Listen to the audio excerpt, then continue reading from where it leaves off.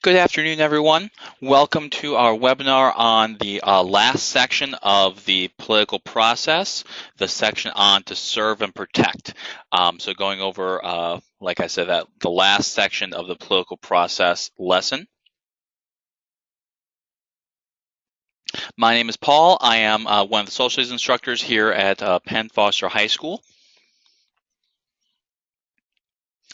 By phone, please feel free to give us a call at 1-888-427-1000.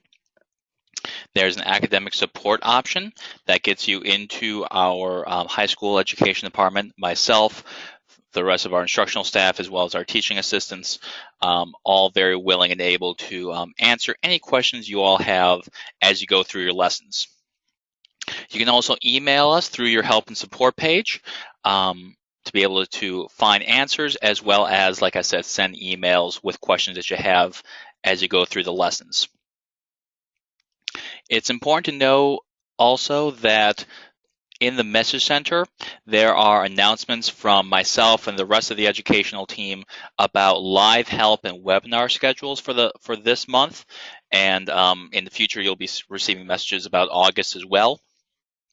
So kind of keep an eye on those. The live help is also advertised within on your each of the specific courses that the live help is available. We have webinars for courses like US Civics, and then I also hold live help sessions for American history. So when you do get down to American history, you'll be able to see the live help schedule that is available, again, right there on the course. Throughout our program and for all of our core courses, we also have an appointment scheduler online that if you we send out links periodically with the webinar schedule or with the appointment scheduler that you can actually click on to be able to get additional support. When you set up an appointment, someone from our educational team will give you a call at that specific time that you asked for, and we'll be able to break down any questions or answer any questions that you have. In the tomorrow, you'll receive when you get your email from me with the webinar recording. Along with the webinar recording, you'll also receive a link to the scheduler for all three of the social studies courses. So when you get that webinar recording, you'll be able to, again, see that link. And if you want to be able to set up a time with myself or one of the teaching assistants to go over the course, go over any concepts that you're having trouble with, certainly make that appointment. You can go back and make that appointment anytime. It's not a one-time deal or a one-day deal. You can certainly go back and ask for help. So be aware that that is also available.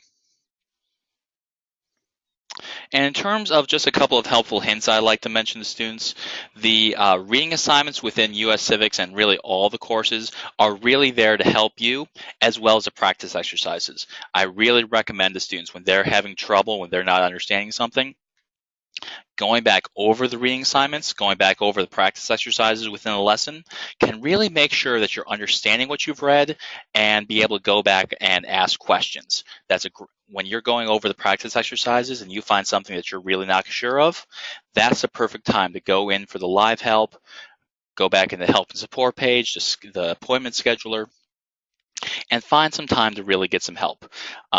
Because again, myself, the rest of the educational team, we are certainly here to help you. We want to be able to answer your questions. As we go through today's webinar, I will be able to answer questions. Mainly, I'll be answering questions towards the end, but if you do have questions and you want to type them in, by all means, type those in, and I'll be more than happy to answer those questions.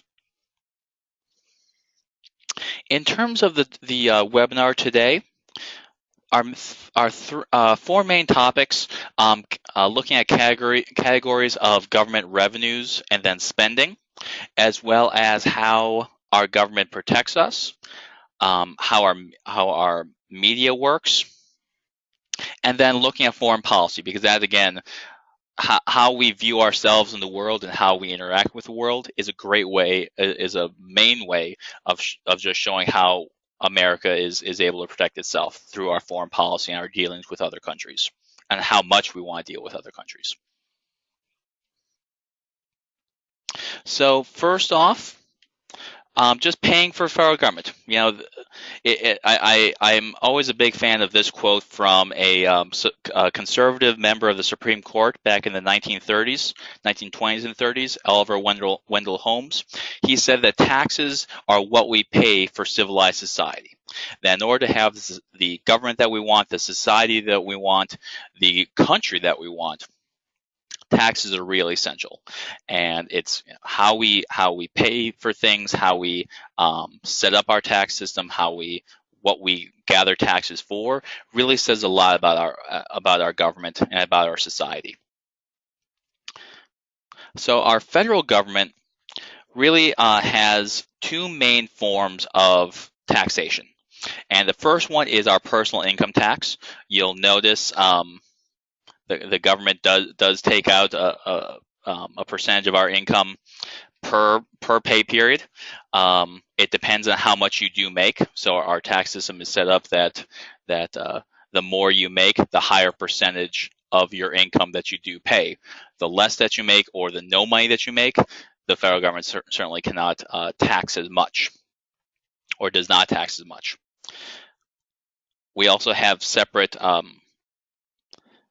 taxes for what's called FICA, which is financial insurance. Those taxes go into Social Security and then Medicare. The idea of both of these taxes is that they are taken out of our paychecks and taken out of our income now, and then that's essentially an insurance from the federal government to all the workers of America, saying, okay, we're taking your money now, and then you'll be able to get that money back as Social Security checks or as Medicare programs when you get older. When you do retire, you're going to have this money. Before Social Security and before Medicare, before the 1930s, when Social Security was first created, when you retired, all you had was the money that you had saved. And so for the millions of people who didn't have a lot of money saved, retirement meant going into poverty. And the presidencies of Franklin Roosevelt with Social Security, President Johnson with the creation of Medicare and other social programs for the elderly, really wanted to make sure that the federal government did pay for those who paid into the system. So those who worked all their lives, had Social Security, had Medicare to be able to fall back on when they did retire.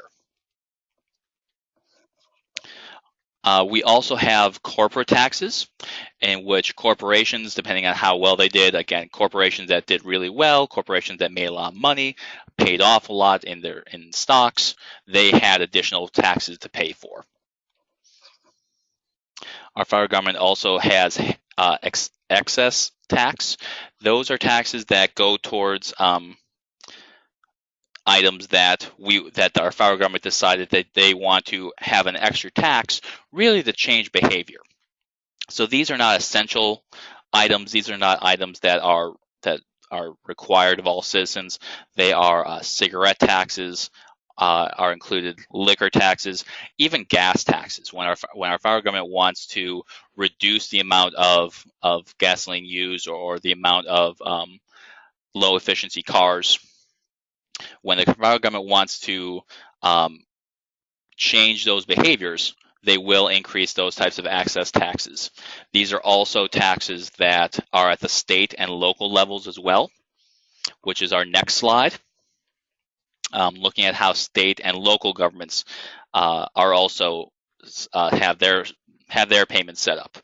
The big one is our property taxes. Most states of the United States do have some form of property taxes.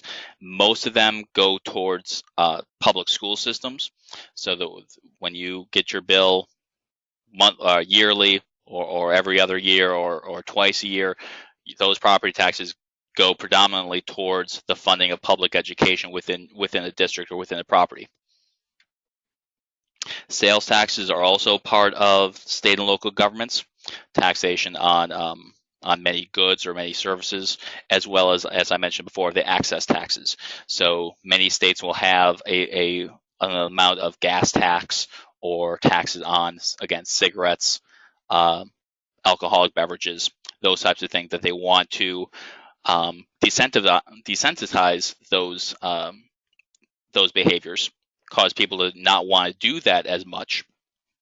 But also those who do smoke, drink, use a lot of gasoline, they're also helping fund state and local programs. State and local governments will also have other services. So folks who are hunters, fishermen, they have special licenses, car licenses as well, driving licenses. Those fees that come from those services go towards the state and local governments and go towards the services that they do provide. And that leads us to our first poll question.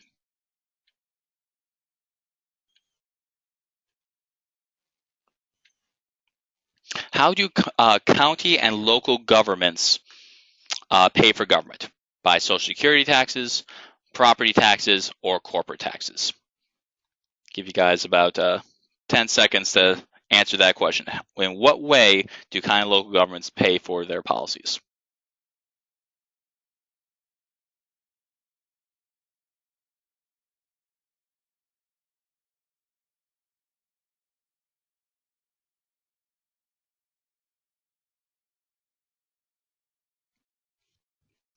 All right, thank you so much. So finishing up in 3, 2, 1.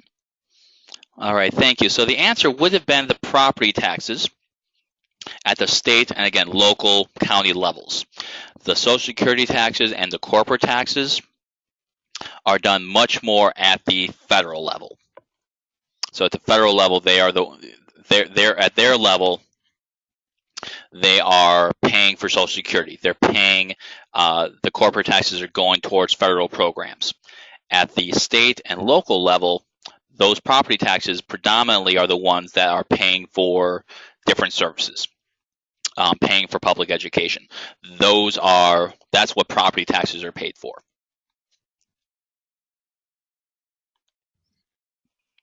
So we're learning about how the governments gather money. At the federal level, where does the money go? The big chunk of money goes towards our entitlement programs.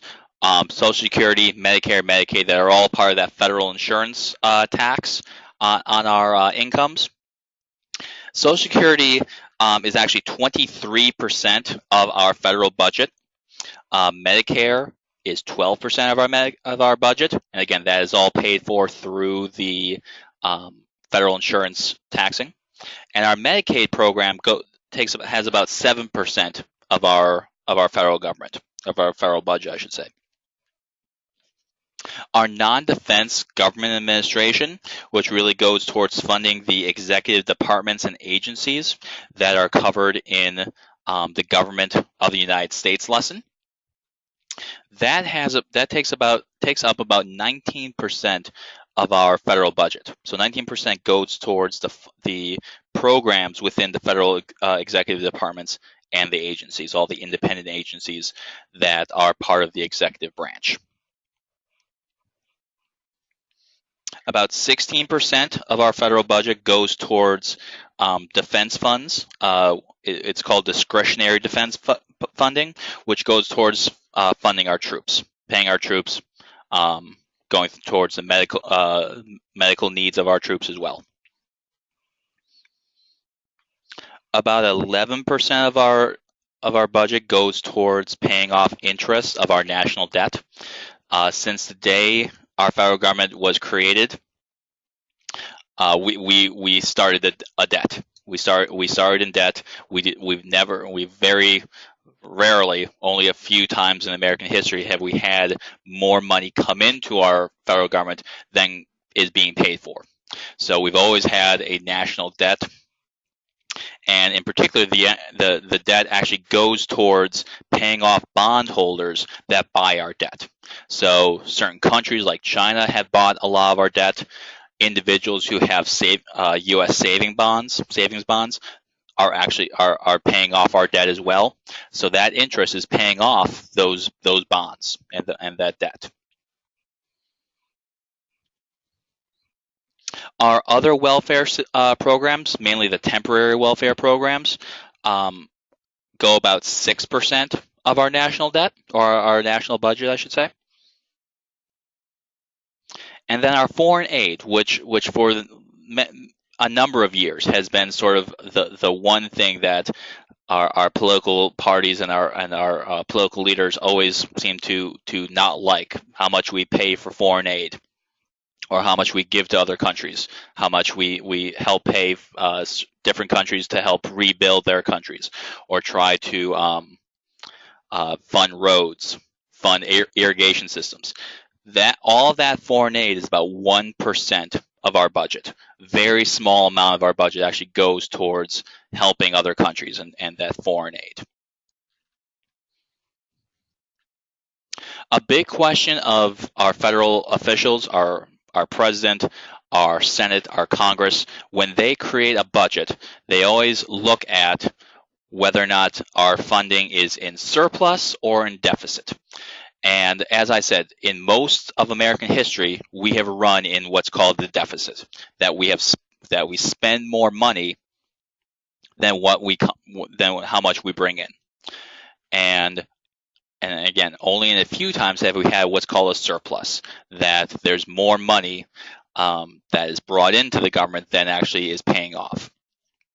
The only recent time that we had a surplus was during the 1990s, the late 90s, when during Bill Clinton administration with a Republican Congress, more money was being brought in taxes than being spent by the Congress and by the president, because our economy was doing so well. That because of technology boom, that so many people were being hired within the technology businesses, more money in taxes, more money in income taxes was being paid into the government, and the government was not paying for as many troops, because we were not in active wars. Far fewer people in welfare, because there was welfare reforms going across the country at the state level. And again, Medicare and Medicaid were far less, because more people were able to be working. Particularly Medicaid was less. But in most part of American history, we have had deficit spending, more money again being spent than actually coming into our government.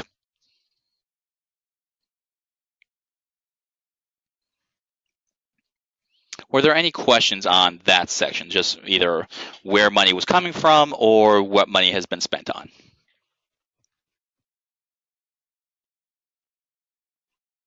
Okay, thank you. So next section, we'll looking at how our nation is protected. At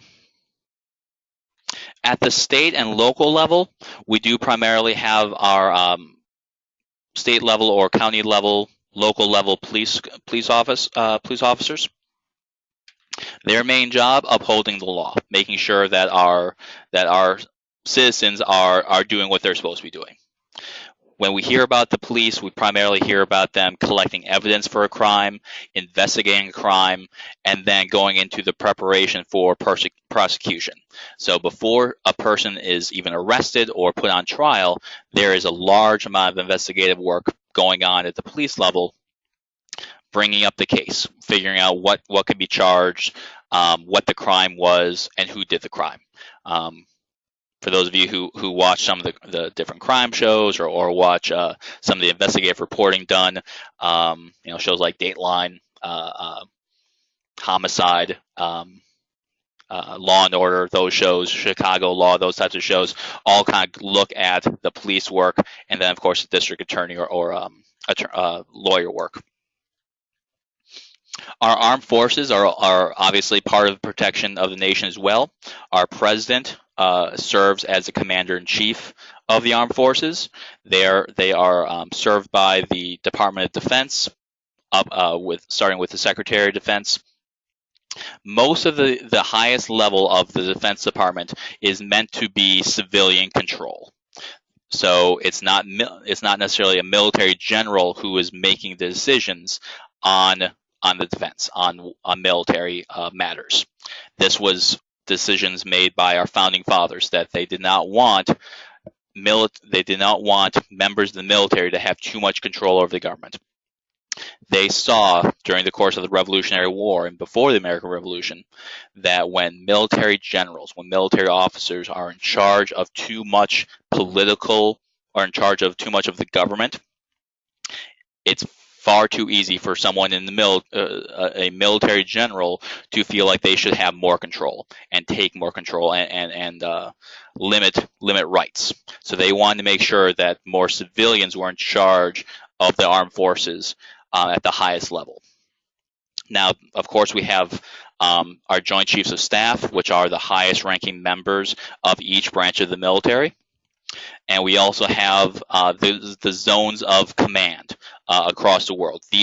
Both of these are led by military people, so the highest ranking members of the military force. But they take orders from the civilians, from civilian control, from the president, from the Secretary of Defense. And the command zones are areas of the world that are monitored by these command zones. So we have the European zone, which focuses on Europe, and then the northern part of Africa, the parts of Asia as well. There is Central Command, which focuses on the rest of Africa, and then Western Asia, which is kind of commonly considered the Middle East. That particular command gets a lot of attention, for obvious reasons.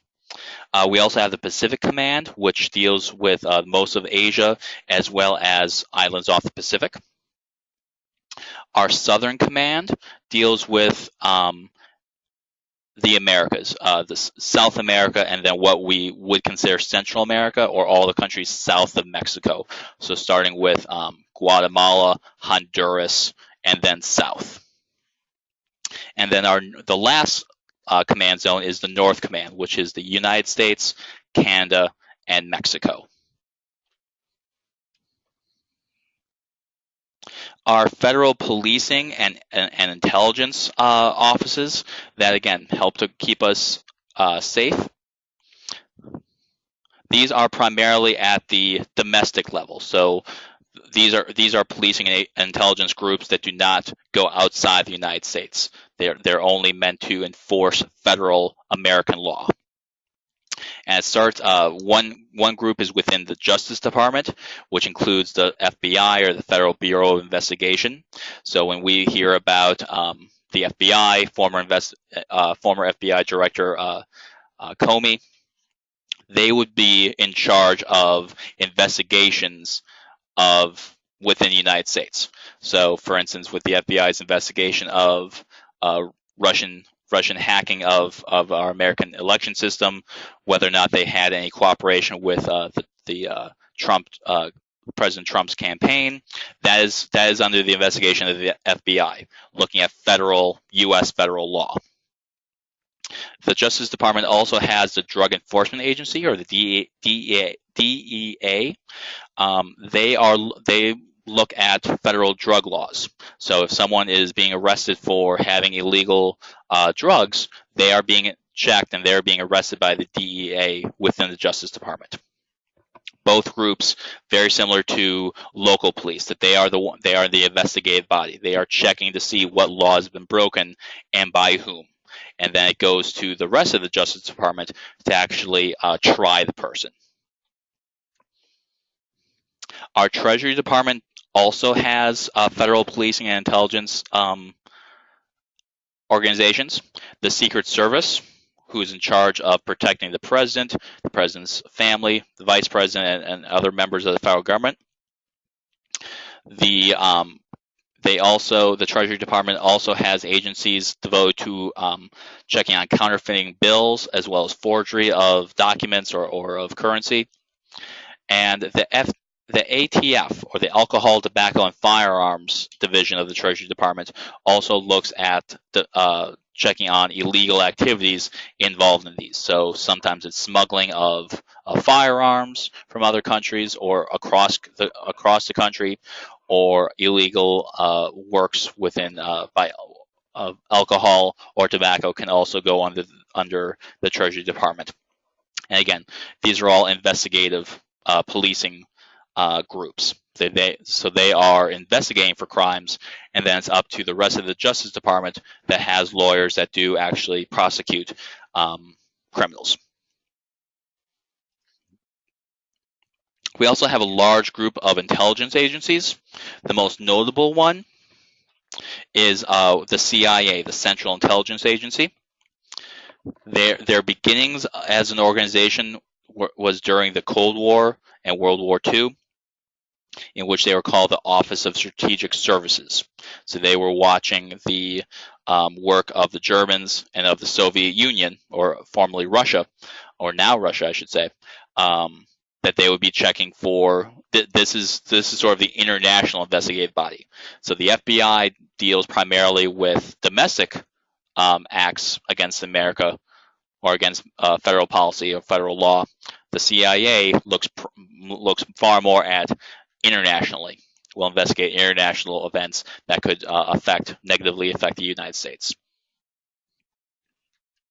The big to-do with the CIA, and really the big issue for them, and in terms of oversight, what that group is doing is very much secret. That no one really knows outside of their leadership.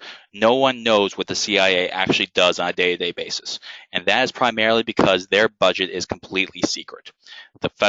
Our federal government has no way of checking the CIA's budget, CIA activities. So as much as Congress may say, well, we need to know what the CIA is doing, or we want to make sure the CIA is doing what their job is, it's really up to the CIA themselves to regulate themselves. They control their own budget. The president okays their budget. But in terms of what actually goes into the CIA, it's that part's the mystery. That is part that is generally secret until the CIA actually either leaks information, people let the information out, or after operations are done, after a certain amount of time, the CIA will what's called declassify information, let the public know exactly what was going on at a certain point or a certain location. Their main work is in surveillance, so they are on the ground doing surveillance. So they will many of their operations are going on within the Middle East, or in other areas that they are kind of watching out for terrorism activities. And they are also doing special operations. So if they find through monitoring that a dangerous event or a dangerous person is there, and it might be a good opportunity for them to get that person or arrest that person, those special operations are what the CIA uses to actually either arrest someone, take out the capabilities of a group, something like that, again, based on their surveillance. Another intelligence group that does get a lot of headlines is our NSA, the National Security Agency. They, again, were kind of built out from the Cold War and from World War II before then, that they go through, they do a lot more what's called electronic surveillance through cryptanalysis, that they are looking at code, they are looking at electronic transactions between groups, between individuals, to find out exactly what's going on. They'll often work with the CIA. They'll sometimes work with the FBI if it's someone within the country. But the NSA is, again, primarily outside the United States, outside to watch what exactly is going on with many of our enemies. That brings us to our second poll question. Who has the secret budget to do their work? Is it the FBI, the NSA, the CIA, or the TSA? Who has their secret, or who has a secret budget?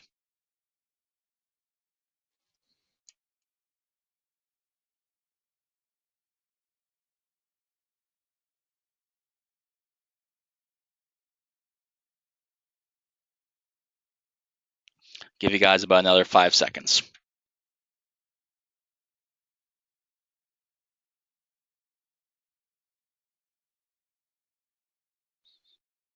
Okay, thank you so much. It is the CIA, the Central Intelligence Office Agency, does hold their secret budget that only their leadership has access to. So yes, they are able to have secret budget. They're able to work in secrecy through most of their work. So next section, we talk a lot, the intelligence agencies, the secrecy, the investigations that are behind closed doors. That is their work. That is what they want to be able to do. That is how they are able to best work.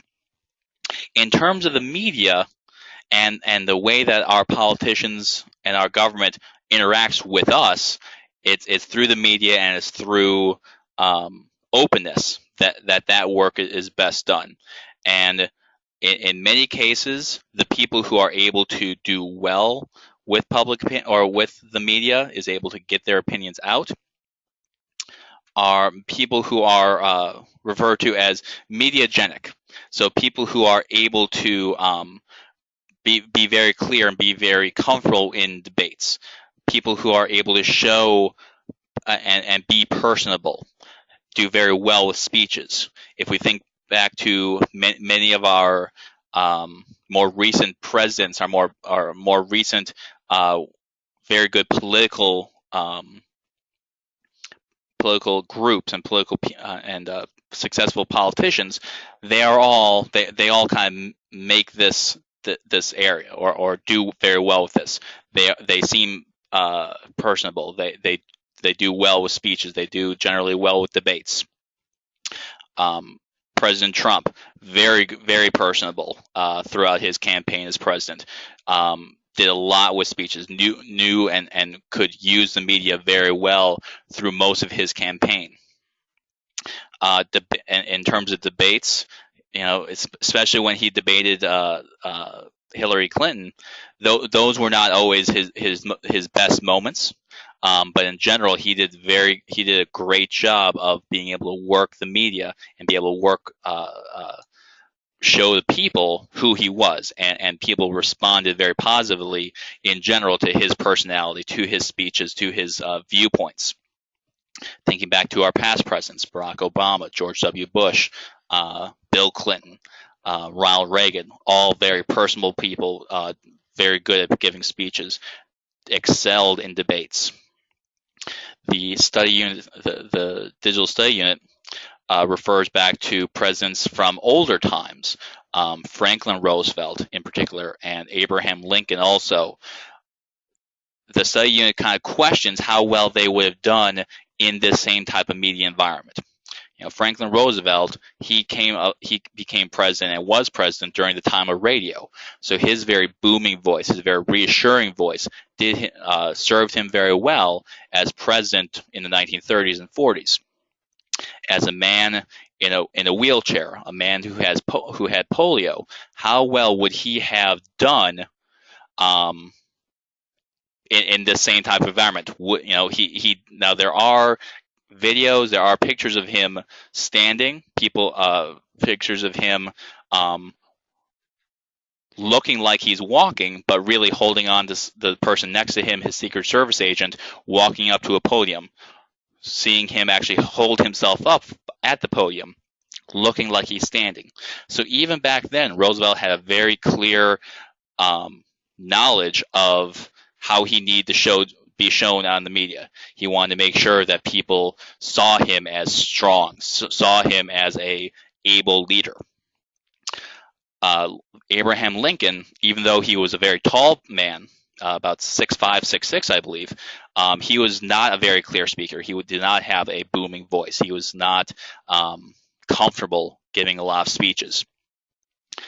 But at the time, it was mainly his ability to write, his ability to, even back then, be able to speak to the people around him. He was able to show a lot more. He was able to show confidence.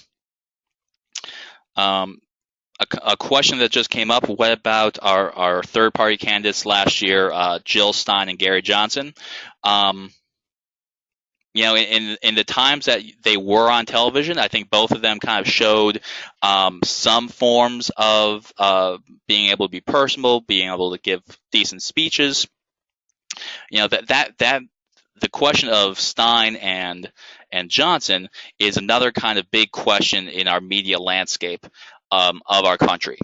Um, there have been very few successful third-party candidates, and most of them came before the age of media, or today's age of media. Um, back in the election of 1860, Lincoln did not just defeat one candidate. He did not just defeat a Democrat candidate as a Republican. He defeated three other candidates. He defeated a Northern Democrat, a Southern Democrat, and then a third, another party. I'm forgetting the name right now. And other cases in earlier American history, we had more parties. But we would end up only having two dominant parties. Early on, we had Federalists and Democratic Republicans. Then we had Democrats and the Whig Party. Then we had the Democrats and Republicans. And that sort of has been the two-party system that we had really since 1860. So the media has been in part due to this, has been part of this process, because so many of us only pay attention to our major candidates. We have Republicans, we have Democrats. We know our political parties. We know the two parties that will be most likely to win. For most of the election campaign last year, there was talk of how good could a third-party candidate do in this election. Thinking back, Hillary Clinton and Donald Trump were not very well liked. They were both two of the least popular or had the least favorable ratings of any two presidential candidates in American history. Both of them were, I think, in the high 60s or 70% disapproval, that no one really liked either of them. So a big question became, could third-party candidates like Gary Johnson or Jill Stein do better in this type of campaign because so many people didn't like them. It turned out that because of the debates, because the media's attention was primarily on Donald Trump and Hillary Clinton, that Johnson and Stein did not really get a whole lot of attention. Even though Trump and Clinton were not very popular, they were the ones who got the most attention.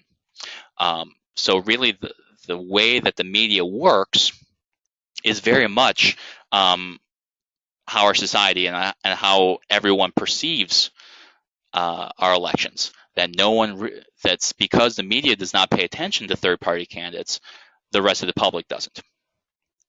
And that is really kind of moves into the second part of this section, is just how media is used.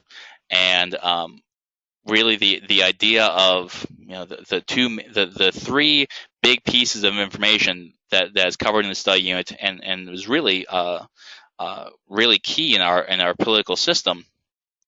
The first one is political spin.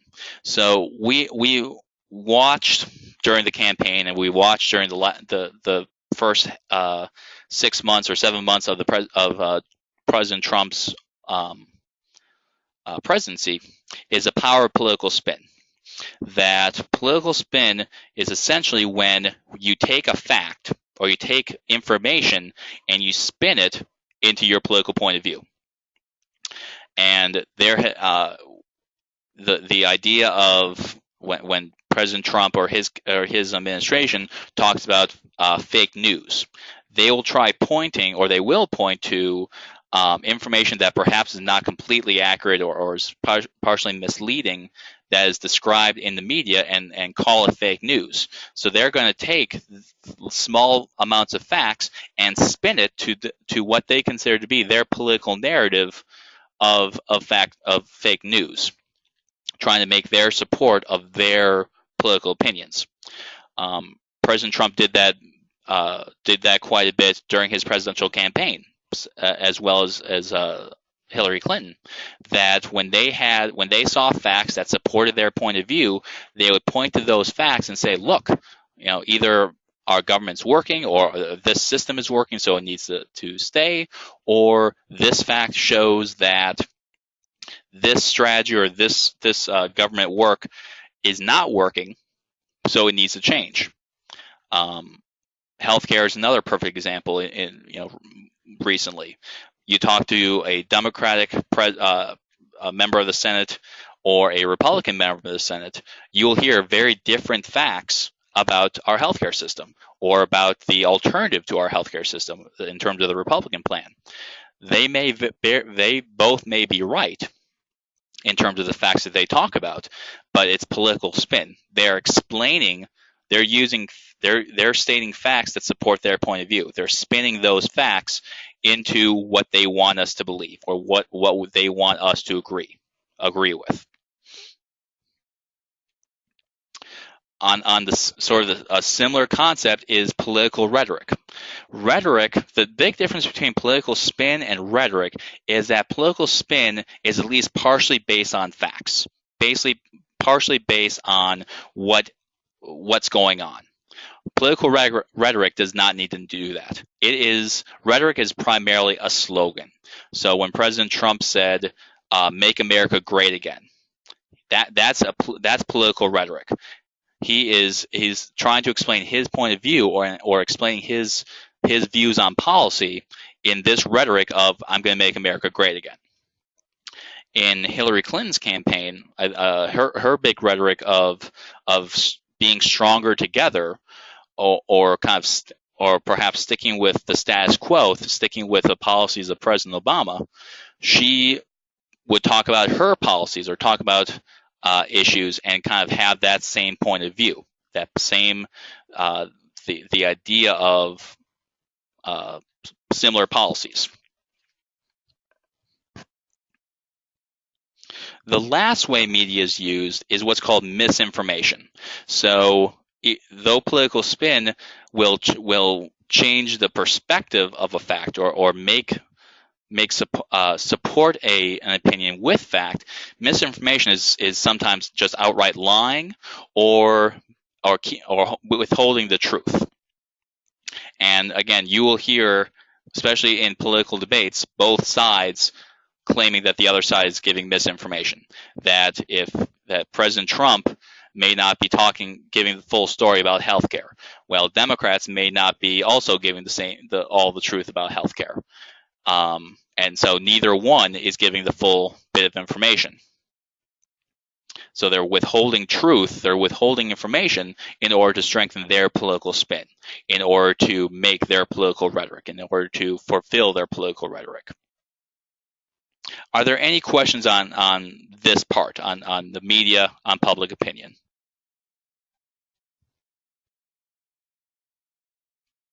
Okay.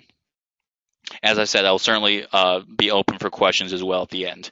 So don't feel like you have to rush into any sets of questions. The last section for our webinar is going over foreign policy. And foreign policy is particularly set up by the president and is implemented by the State Department. We have our Secretary of Defense, our Secretary of State, and as well as the Defense Department, and then foreign policy advisors are also ones who will help the president fulfill his foreign policy. And throughout American history, we've seen a number of ways, forms of foreign policy. The first one was isolationism, that essentially we want to stay out of foreign actions. President Washington, when he retired from the presidency, he told America to beware of foreign entanglements. He did not believe that America was either strong enough or able to be part of foreign affairs. That has certainly changed over the years, but a number of presidents after Washington tried sticking with this policy, that though America would enforce their own policies or protect their interests, we did not want to get involved in foreign entanglements. As a country, we did move towards imperialism, which basically meant trying to take territory. This was part of the philosophy of what's called manifest destiny, that back in the 1840s and 1850s, America tried to expand across the Pacific. So we had the Mexican War. We had treaties with Canada and with Britain in order to expand our territory across the Pacific.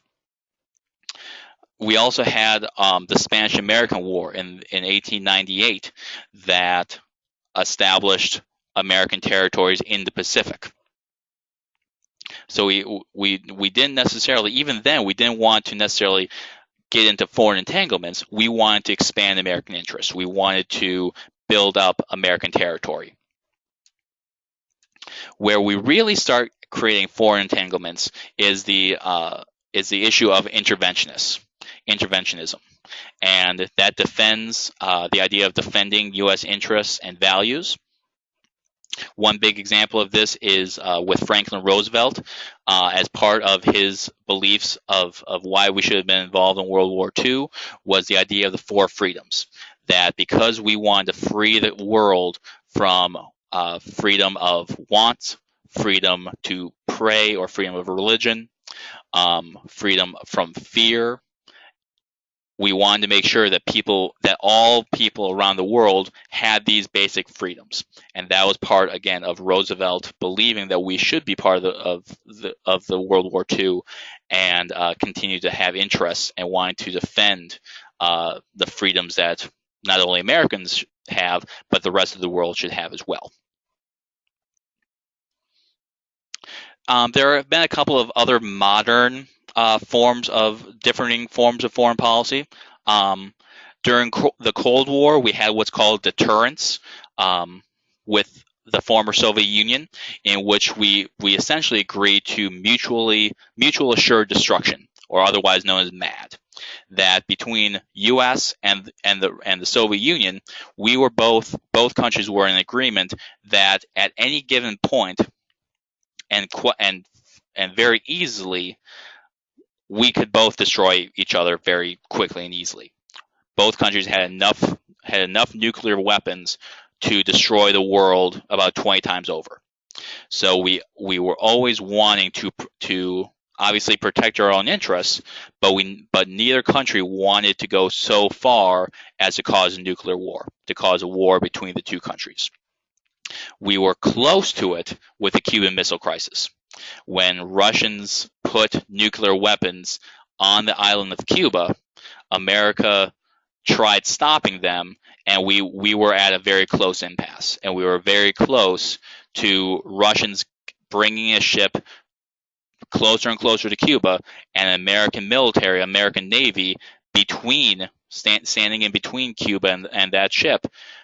We were very close to the Russians attacking our Navy, thus creating basically World War III and nuclear war between the Soviet Union and the United States.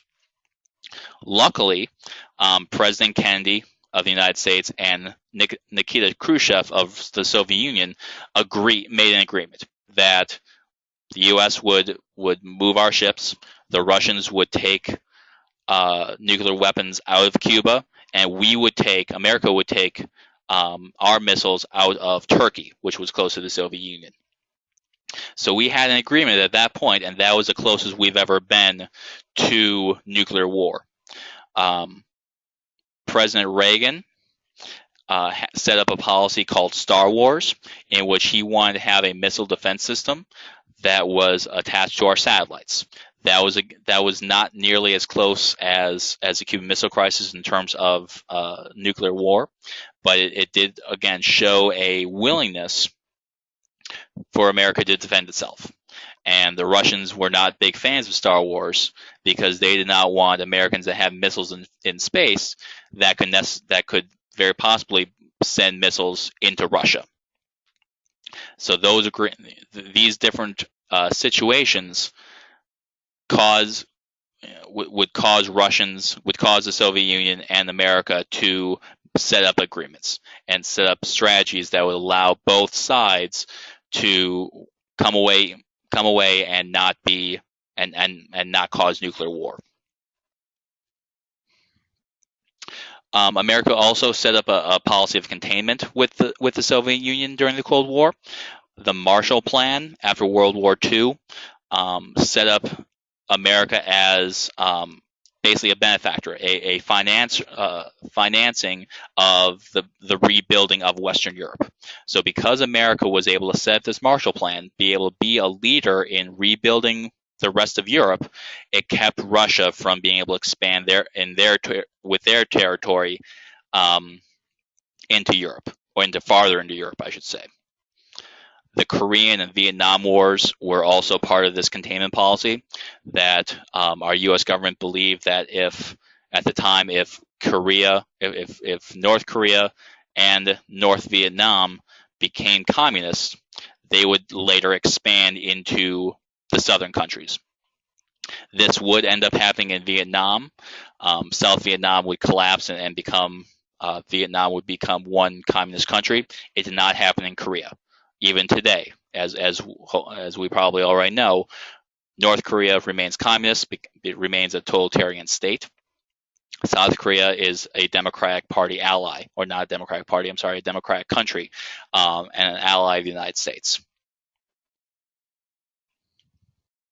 And finally, we have our global war on terror, global fight on terror, that America is very much involved in nation building, is in the policy of going after our terrorists, including Al Qaeda and now ISIS, and debates going on within our government, within our country, within the world, or all over the world, over government policies, over policies of religion.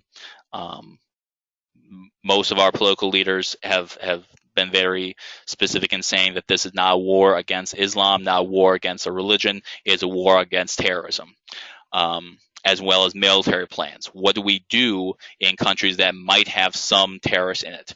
What do we do, and does that have to be a different policy than a country that is run by terrorists? It has terrorists that are running parts of the government. What do we do in those different cases? So a lot of different debates going on now over what our foreign policy should be during, again, this global fight, this war on terrorism. So that leads us to any questions you all have. There were some good questions early on. Are there any other?